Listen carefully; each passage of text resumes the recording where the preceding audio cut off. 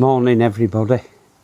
Early start for me again this morning. The sun's just coming through now. About an hour ago it was quite cloudy, and I'll tell you what, it'll get warm again today. But I just thought I'd show you this view here because that water's absolutely crystal clear. Really happy with that. And Koya, they just look happy enough. I've no problems. Shouldn't say that too much. They're doing okay in this tank, they're fine. So, and that looks a lot neater, as you can see, that net on top of the tank there. Really happy with that. It stops any at birds. I've watched one or two at magpies and crows landing and soon flying off because they're not getting at the food at all now. So yeah, I just wanted to go down. I had a bit of a disaster last night. There's always something, isn't there? I've just had my tea. We're about 7 o'clock. I'd come out just to do a check round, as you do, and I came across here and I looked down and I noticed that there were no air. The air pump wasn't working. So I wondered what was going on. So I thought, well, I better go down, have a look, see what I can do. And all the electricity were off on this tank. There was absolutely nothing on. The filters were off. And the air were off, which is, you don't want that. You need plenty of air in there at all times.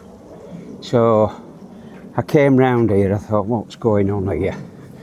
No electric. There were no electric to this. This is another system under here. There's a WAS air filter system there. No electricity to that. And that system runs that pond over here.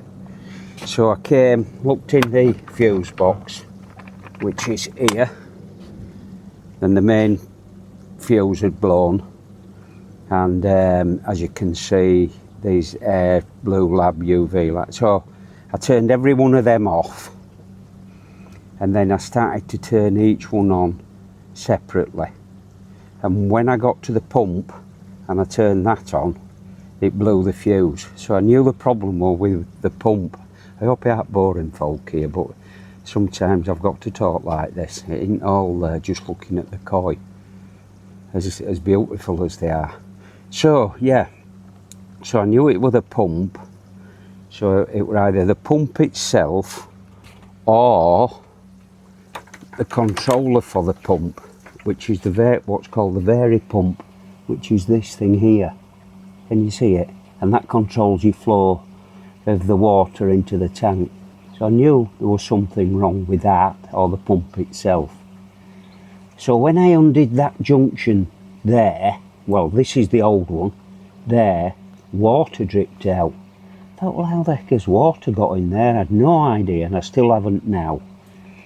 So what I did, instead of trying to fix this and messing about, I put a brand new one on last night. I always carry spares of everything I've got for an emergency, whether it's a pump, as in this case, or heaters or whatever. I've always got plenty of spares.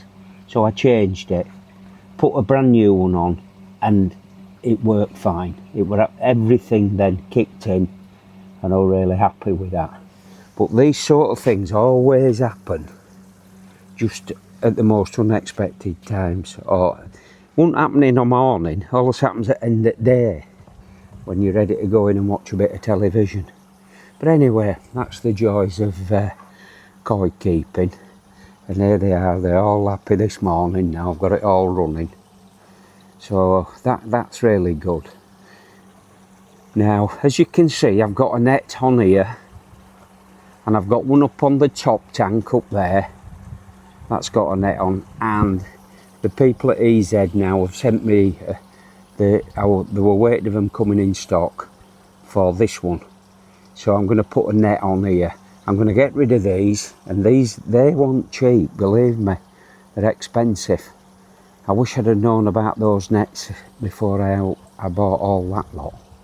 It's a lot of money there. But anyway, apart from that, they're going to come off next week, and I'm going to put a net on here.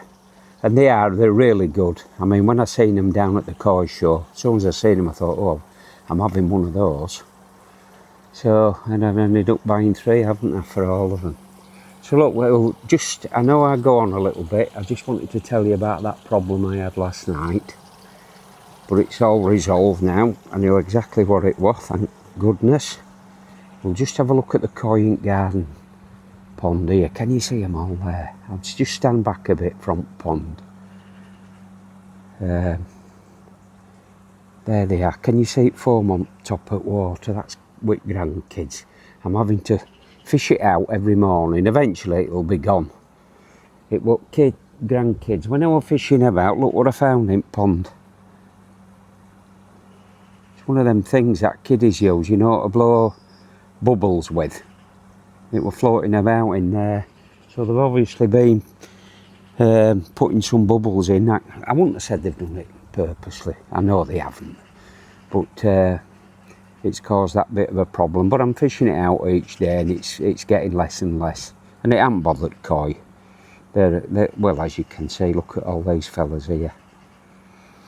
And I don't know whether you've noticed, people who watch me regular, but I've got some willow trees now.